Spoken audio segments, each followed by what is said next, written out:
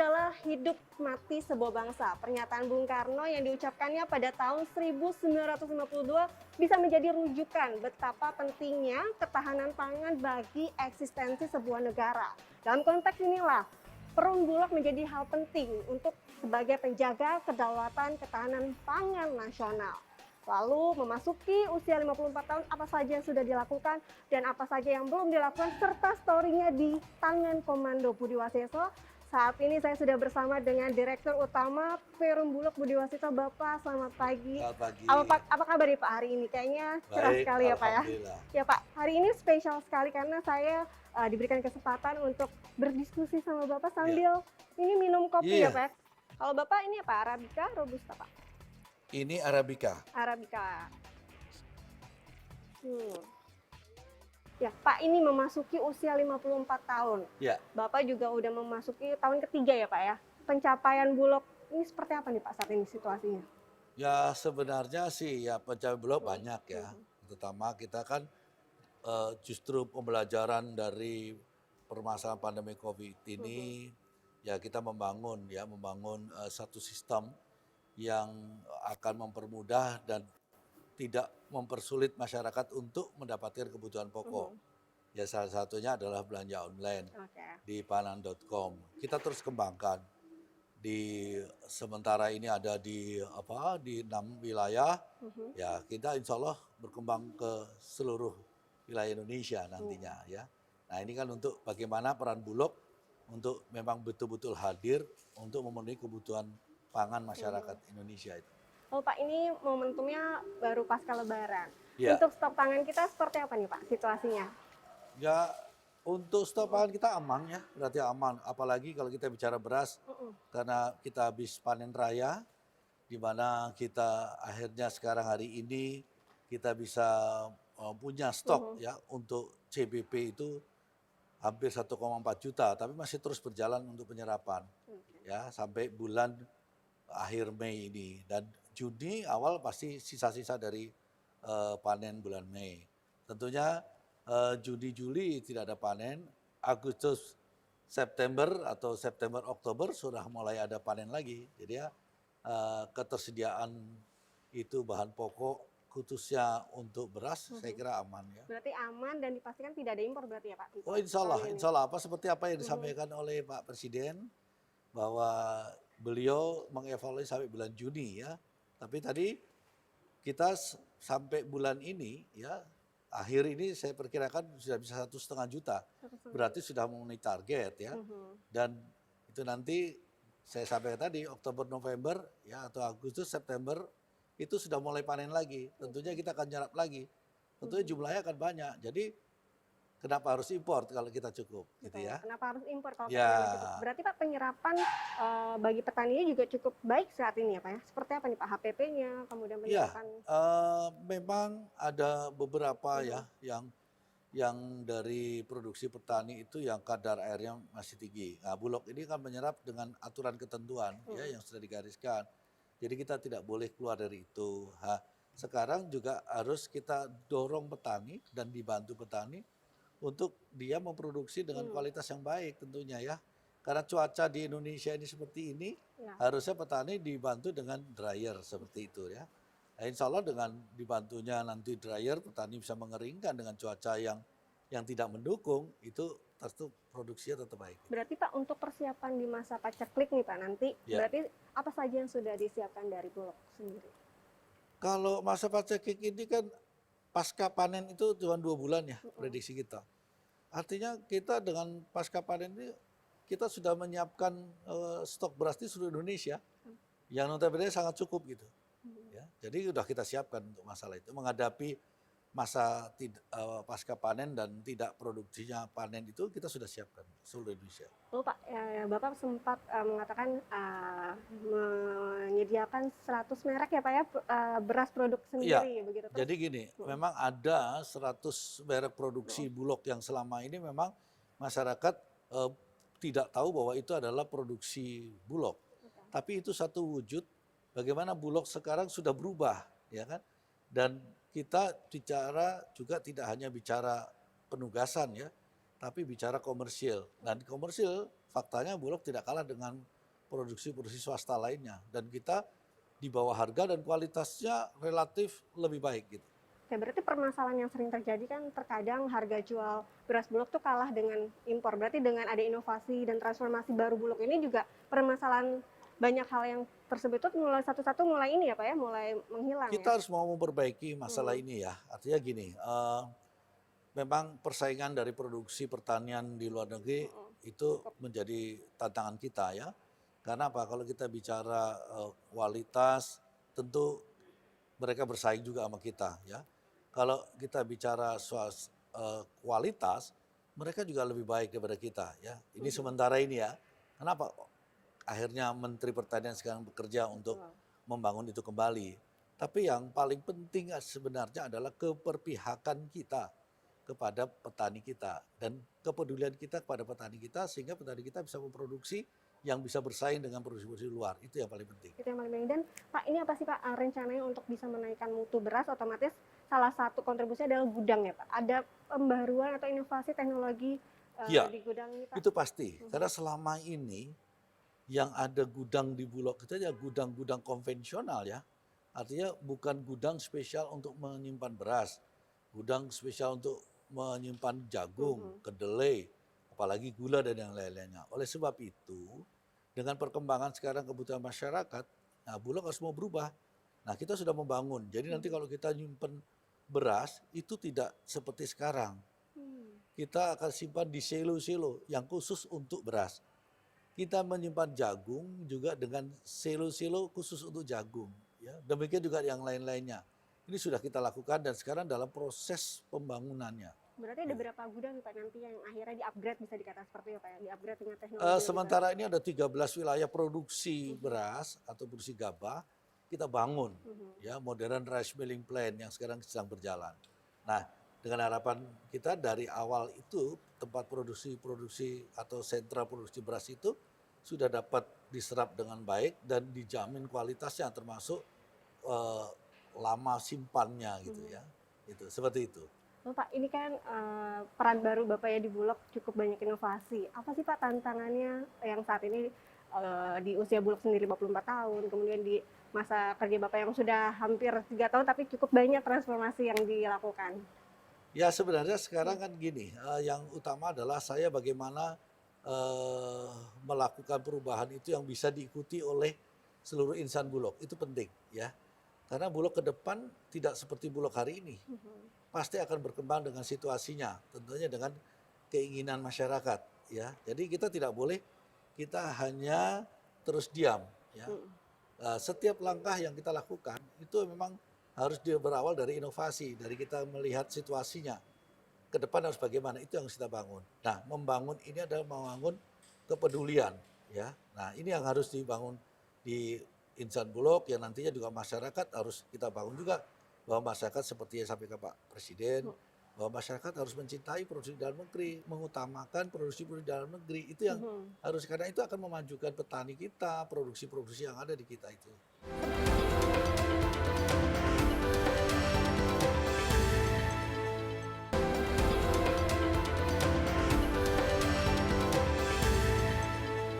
Lalu Pak, Bapak di RDP kemarin ya Pak sempat membahas mengenai piutang pemerintah 1,2 T.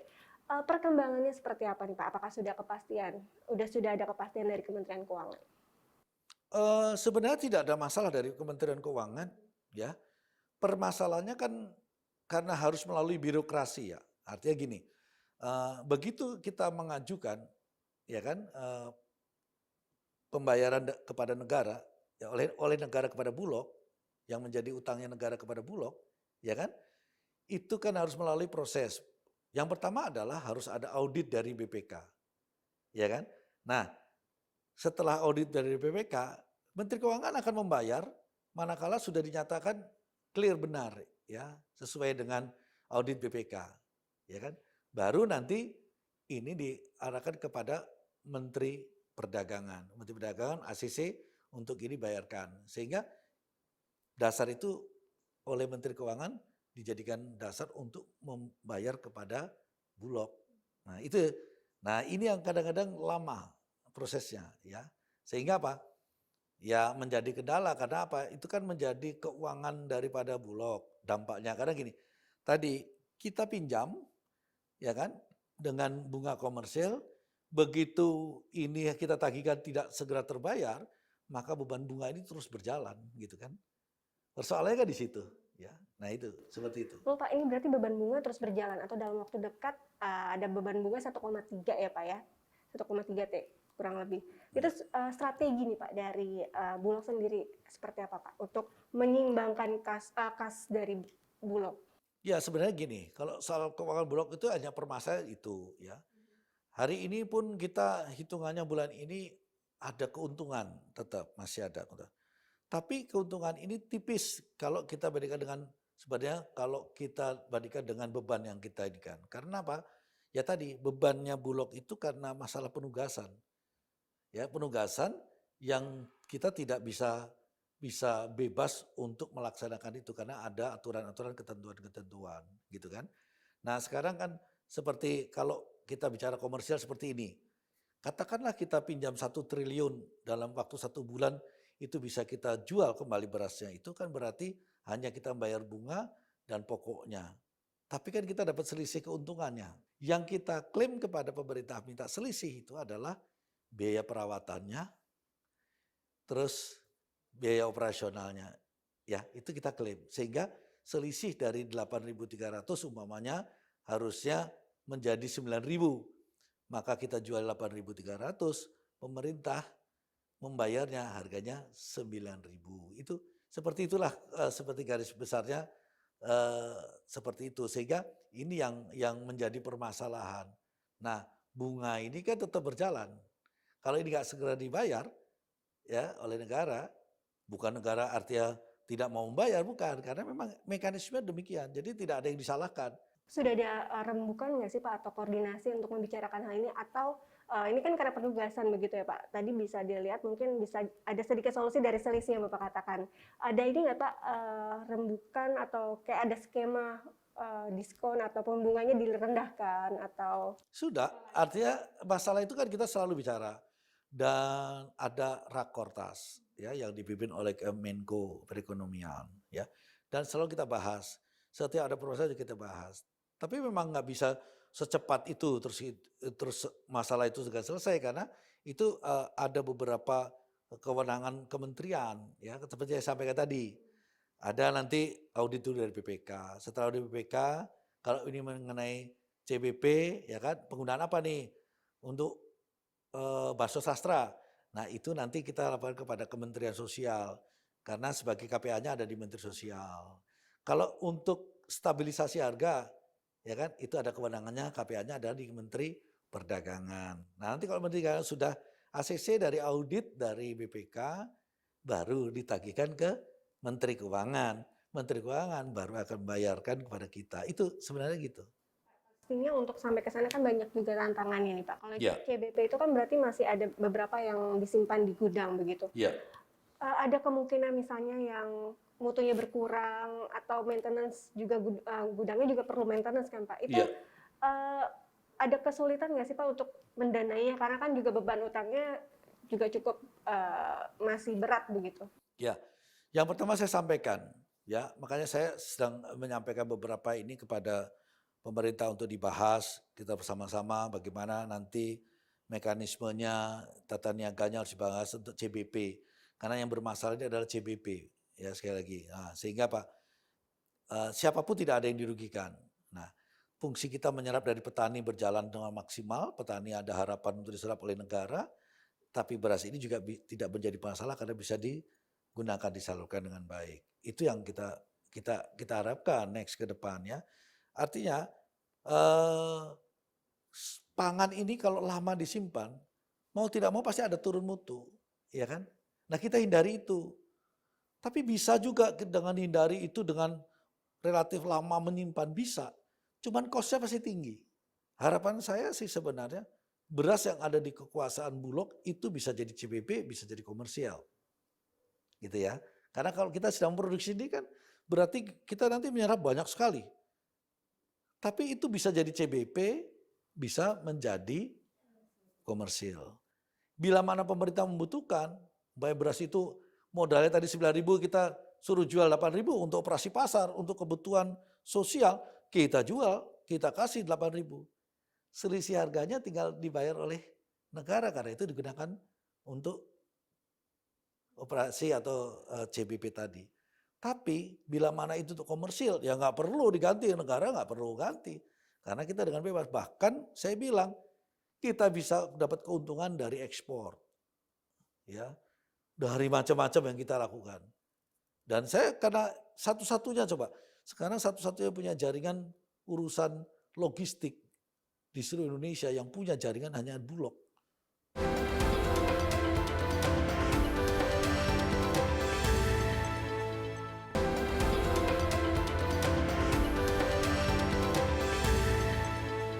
Ini soal beras nih Pak, pada saat waktu itu kan ada cadangan beras pemerintah nih Pak. Ya. Saat ini seperti apa nih Pak pengadaannya atau memang sudah ada hal baru atau program baru? Ya sebenarnya kan kita ini ada dua sisi ya, penugasan sama komersil di Bulog ini. Nah kalau penugasan ini salah satunya kita menyimpan stok beras cadangan pemerintah yang CBP tadi ya. Nah, dalam putusan Rakortas 2018 kita harus menyiapkan minimal 1 sampai 1,5 juta. Nah ini sudah tercapai, hari ini sudah tercapai. Dan hari ini itu produksi yang kita serap produksi murni dalam negeri, ya kan? Harusnya kita mampu lebih dari itu. Nah, kita memang masih punya permasalahan dengan sisa sisa import yang lalu, mohon maaf. Kenapa? Karena memang ada kesalahan daripada waktu kita mengimpor. Karena taste-nya beras itu adalah pra. Nah, sebagian besar masyarakat kita senangnya yang pulen. Karena jumlahnya besar ini, maka sekarang tersisa. Karena apa? Waktu kita menyalurkan itu harus di-mix dengan beras dalam negeri. Sehingga itu bisa diterima oleh masyarakat Indonesia. Nah ini masih memang ada permasalahan yang mudah-mudahan dalam waktu dekat sudah bisa selesai semua. Sehingga sekarang penyerapan kita yang terakhir hari ini dari dalam negeri itu sudah 674.000 ton itu serapan dari dalam negeri. Nah ini masih jalan terus serapannya. Karena kan Pak Presiden bilang nyampaikan kita evaluasi sampai bulan Juni. Nah tapi sudah terbukti bahwa sekarang stok kita udah 1,4 juta. Bahkan bulan Mei nanti akhir saya yakin bisa 1,5 juta ton. Berarti sudah clear semuanya gitu. Nah kalau kita kaitkan dengan tidak adanya panen berarti Juni Juli tidak ada panen. Tapi Agustus September Oktober itu ada panen lagi yang dinamakan panen gadu. Nah itu kita akan nyerap lagi. Berarti kita jumlahnya akan besar. Yang jadi persoalan ini adalah bagaimana hilirnya nih. CBP, kalau yang komersil sekali lagi tidak ada masalah karena kita begitu ambil kita bisa jual dalam waktu relatif tidak lama. Tapi kalau begitu stok itu harus simpan dan itu digunakannya atas dasar perintah negara, penugasan. Nah itu yang jadi masalah. Sedangkan beban bunganya berjalan terus. Ya, nah seperti itu. Perawatannya jalan terus. Gitu. Berarti Pak kalau nanti turun mutu otomatis rugi ya Pak ya yang sudah dibeli untuk penugasan CBP itu? Ya pasti. Makanya gini, saya bilang Bulog kalau hanya dibebankan sekarang kepada sistem penugasan yang seperti ini, maka Bulog akan kolab. Ya. Dan selamanya Bulog tidak akan pernah dapat keuntungan. Dari mana kita bisa untung? Dari kegiatan komersil. Ya kan? Kalau komersil kan bisnis murni.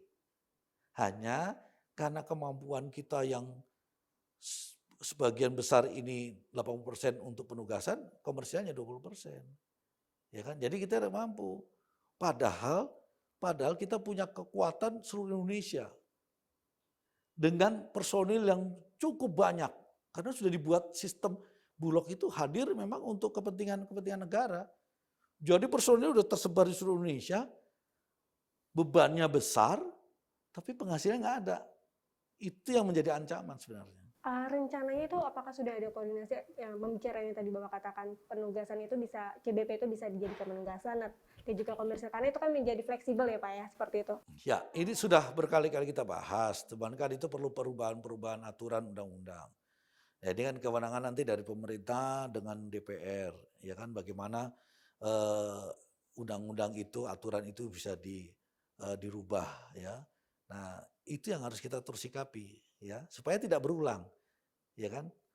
Cukup kita belajar dari pengalaman yang lalu.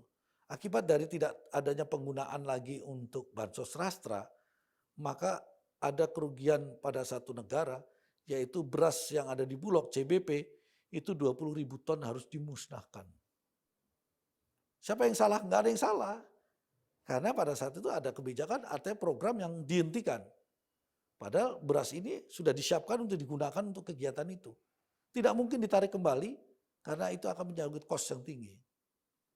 Nah itu akhirnya karena tidak digunakan rusak. Berarti Pak tantangan itu nggak menjadi penghambat ya Pak jadi Bulog. Ada inovasi bisnis baru nggak nih Pak? Sekarang yang harus kita atasi untuk masalah itu adalah bagaimana ya kan, bagaimana masalah komersil kita itu berkembang. Ya, kalau sekarang ini kan kita komersilnya kemampuannya cuma 20% dari kekuatan kita. Walaupun kita ini ada di seluruh Indonesia. Ya. Nah, sehingga kita terbebani 80% dengan penugasan. Nah, ke depan kita balik. Ya kan? Kita balik. Bagaimana penugasan itu 20%, ya kan? Kekuatannya dan komersil kita 80%. Bulog sedang membangun ya infrastruktur untuk dukungan sarana prasarana Bulog supaya Bulog tetap bisa eksis di bidang komersil. Ya, di antaranya adalah kita membangun modern rice milling plant di 13 sentral produksi beras. Dengan harapan kita betul-betul besok memproduksi beras sendiri, menguasai permasalahan perberasan dengan kita memproduksi kualitas sebaik dengan harga yang murah. Petani, kita membantu petani, itulah negara hadir nanti. Di mana petani itu hanya memproduksi gabah, dia tidak perlu namanya berpikir kadar menjemur, ya kan? Dengan tadi kadar airnya minimal 14, tidak usah kita pikirkan ke situ. Petani juga tidak usah memikirkan, dia jual kepada kita, kita yang mengeringkan dengan sistem dryer, ya. Dan kita simpan gabah itu di silo untuk simpan gabah, yang kalau kita butuhkan untuk beras, kita akan giling menjadi beras. Dan mesin yang dibangun oleh Bulog nanti, ya insya Allah 2022 itu sudah running semua, bahwa mesin itu akan mengeluarkan beras premium. Kita lagi tidak akan ada jual beras medium. Inilah yang nanti akan mewujudkan apa yang disampaikan Pak Presiden, harapannya bahwa kita swasembada pangan, kita punya ketahanan pangan secara nasional, yang lebih hebat lagi kita punya kedaulatan pangan.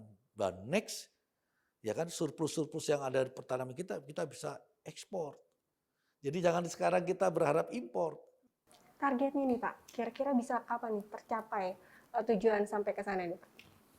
Kalau saya nanti manakala program saya ini jadi, ya yang tadi sentral produksi yang tadi 13 sentral produksi beras itu sudah tertangani dengan baik dan petani akan semangat dengan memproduksi gabahnya, tidak bicara beras, tapi bicara padi, gabah. Petani akan menerima keuntungan karena tidak ada permainan ketengkulak, ya kan? Dia menjual gabah pun harganya maksimal yang dibeli pemerintah. Ya, artinya 5.300 per kilo harga gabah. Kita yang tanggung jawab mengeringkan. Sehingga tidak lagi nanti petani, waduh saya harus menjemur, nggak perlu lagi. Karena petani udah produksi, konsentrasi produksi gabah, dia jual ke Bulog, ke negara, pemerintah. Kalau nanti ada swasta yang bisa beli 6.000, 7.000, ya keuntungan buat petani. Gitu.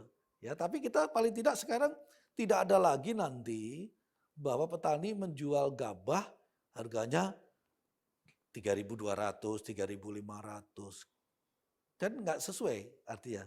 Tekor petani itu kan. Saya yakin bahwa Bulog atau negara ini bisa menguasai masalah beras nanti kalau udah jadi ini semua. Karena siapa yang mempermainkan? Ya kan, umpamanya sekarang harga beras medium banyak kan 8.000, ya kan? Nah sekarang beras premium 10.000 rata-rata, oke? Nah sekarang kalau Bulog menjual beras premium 8.000, siapa yang mampu? Ya kan? Tapi kita karena negara, kita pemerintah harus bahwa menyediakan pangan berkualitas dengan harga murah. Itu penting. Oke Pak, ini terakhir Pak, harapan nih Pak dari Bapak apa? Karena tadi kita udah bicara mengenai tantangannya juga masalahnya dan PR-PR besar yang harus diselesaikan Bulog. Harapannya Bapak nih supaya tujuan kita nanti seperti yang Bapak sebutkan bisa tercapai nih Pak, mencapai kedaulatan pangan. Ya, harapan saya sih sebenarnya yang pertama adalah bagaimana kita terus berinovasi, mengembangkan dari sisi hulu ke hilirnya, dari pertaniannya, produksinya, kualitasnya, ya kan? Membangun semangat petani untuk dia mau memproduksi, itu harus kita lakukan. Saya yakin bahwa kita punya kebanggaan karena kita sudah mencapai kedaulatan pangan. Dengan kita balik sekarang kita ekspor. Ya, tadi saya sampaikan, saya sudah bisa membuktikan sebenarnya bahwa beras dari jagung sudah ada, beras dari sagu sudah ada, beras dari singkong sudah ada, dan beras dari bahan dasar tepung terigu beras sudah ada. Ya. Itu sebenarnya wujud kita membuktikan bahwa ketahanan pangan kita ini kuat gitu loh. Jadi ketahanan pangan itu jangan hanya dilihat dari beras sebenarnya. Kita punya pangan lain, ada kentang, ubi, singkong, dan lain-lainnya termasuk sagu. Nah harus kita kelola dengan baik dong. Kita doakan ya Pak supaya cepat, mungkin tahun depan semoga amin bisa kedaulatan pangan karena kan sekarang udah terlihat ya Pak ya. Karena sekarang ada proses pembangunan itu sendiri. Nanti kita buktikan ya, 2022 sudah running, kita buktikan. Ya, terima kasih banyak Pak Ya. Budi Waseso, Dirut Utama Perum Bulog atas waktunya dan berbagi cerita dan juga banyak hal yang kita dapat. Dan memang kita harapkan kedaulatan pangan ini bisa kita segera wujudkan untuk Indonesia dengan peran semua stakeholder.